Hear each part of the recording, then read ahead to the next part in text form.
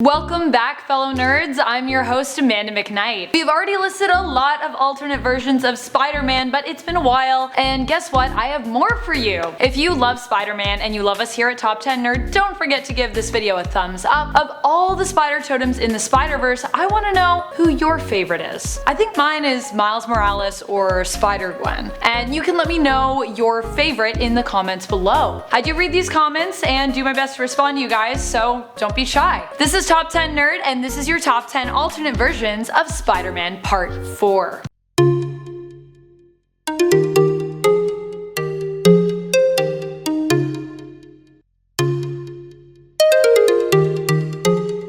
Number 10. 2018 Spider-Man video game. Peter Parker of Earth 1048, who appears in the Spider-Geddon series as well as the 2018 Spider-Man PS4 video game, was originally introduced to us in the paperback story Marvel's Spider-Man Hostile Takeover, a prelude to the video game's Peter Parker. This Peter Parker's backstory is very similar to that of Earth 616, but in this verse, his MJ is actually an investigative reporter, and the two originally part ways because he is always so concerned for her safety as a result of her career choice. In this verse, Norman Osborn is mayor of New York. Villains we get to see Spidey fight up against include the Sinister Six and Mr. Negative. There is a lot of loss, tough choices, and intrigue as there are in most Spider-Man stories, and the story continues when Peter Parker is asked to travel to a different reality by Superior Spider of Earth 616 to help assemble a Superior Spider army in an effort to once again defeat the Inheritors. Miles Morales is also in this verse and also gets spider abilities. Although encouraged to bring Miles along, Peter of Earth 1048 insists Miles is too young and must remain to protect this world in case Peter is unable to return. Number 9. The Lizard. It seems that Gwen and Peter's love can transcend almost any universe. In the 2014 Edge of the Spider-Verse issue 2,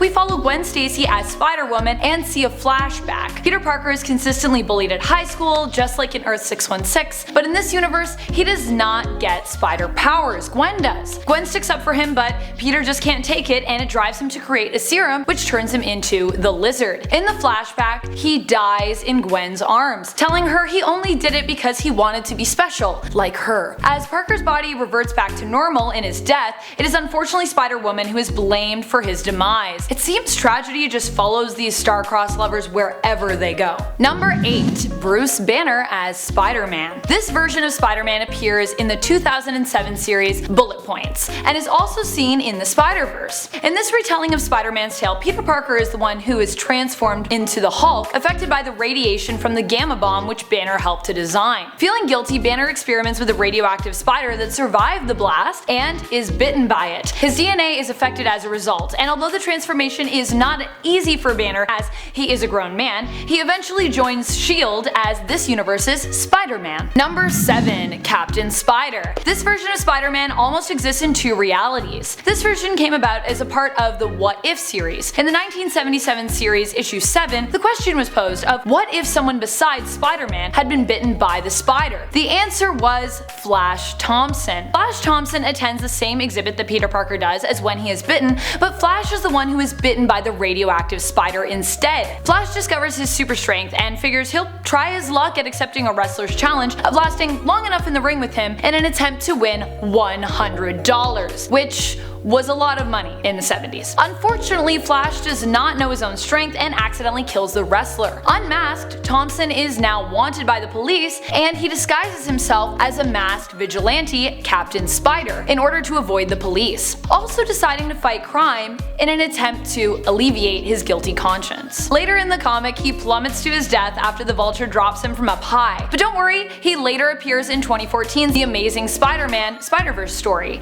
and then promptly dies again. Number 6. Spider UK. William Braddock is from Earth 833. He originally notices the death of spider totems in other verses as caused by Morlun of the Inheritors. Braddock possesses a talisman that enables him to travel through multiverses and uses it to recruit other spider totems from different verses to take down the Inheritors. After the events of Spider-Verse and the defeat of the Inheritors, William Braddock decides to stay at the former base of the Inheritors and recruits other totems to join him as warriors warriors of the Great Web. This group is comprised of spider totems who travel around and protect universes whose totems are no longer alive. Unfortunately, William Braddock meets his demise at the hands of Verna when the Inheritors return in Spider-Geddon. Number 5. Captain Universe, also known as Cosmic Spidey. This imagining of Spider-Man never lost the Enigma Force following the events of 1963's Amazing Spider-Man issue 329. The Enigma Force is a power that comes from the Microverse and exists to protect the Microverse. It is a force derived from life energy. It grants those that possess its power an understanding of the universe on a subatomic level. As such, the possessor can manipulate molecules and matter to a certain extent. While this power does not make the Peter Parker of Earth 13 omnipotent, it certainly does make him appear godlike. He can even fly! Captain Universe, being so powerful, provides protection to those spider totems who seek it out. Unfortunately, he cannot leave his own universe to assist in defeating the Inheritors, as he would lose the Enigma Force, but his power is such that the Inheritors are too afraid to face him, until he encounters Solace, father of the Inheritors, who, despite Captain Universe's power, is able to drain him of the great life energy of the Enigma Force that so scares the others, effectively killing Captain Universe. Number 4. Prince of Arachne. This alternate of Peter Parker makes me laugh. We get to see this version featured in the series Spider-Man Fairy Tales issue 4 from 2007. The series follows the reimagining of Peter's story in 4 one-shot traditional retellings. Each single issue is amazing in its own right. However, the issue we're talking about today is issue number 4 of the series, which follows a Cinderella story version of the hero with Norman as his evil stepfather, Harry as his evil stepbrother, and Mary Jane as a maid who helps Peter to disguise himself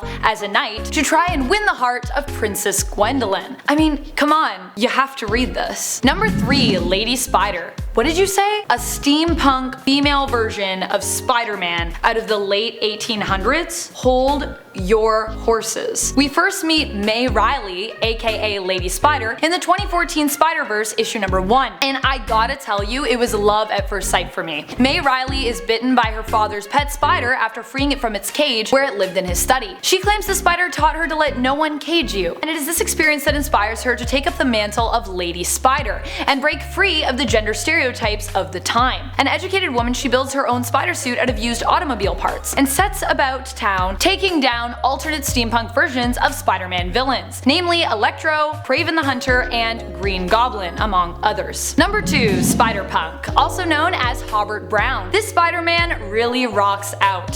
Hobart Brown is a punk rock anarchist from Earth 138. He has gone up against his versus President Norman Osborn, disabled Osborn's Venom technology with a bunch of amp and rock music, and is also part of the Spider-Verse story. He helped to fight the Inheritors, but afterward decided to return to his own Earth. And when he is not busy saving the world, he is known to be playing concerts with his rock band, the Spider Slayers. Number 1. Spider-Woman. In Earth 1610, Jessica Drew is actually the clone of Peter Parker. She was one of the clones Otto Octavius created while working for the FBI. When she came into existence, she had all the memories of Peter Parker. She was told these memories would be wiped and she would be employed by the CIA and FBI to do their bidding. Unfortunately, as a result of a clone uprising, this was unable to happen and Jessica Drew was launched into the world with Parker's memories. She ended up helping Peter Parker to save MJ after being accused of kidnapping Mary Jane herself. Jessica Drew adopts the mantle of Spider-Woman and is seen in the comics as a member of the Ultimates, working for Nick Fury and S.H.I.E.L.D. After Parker dies,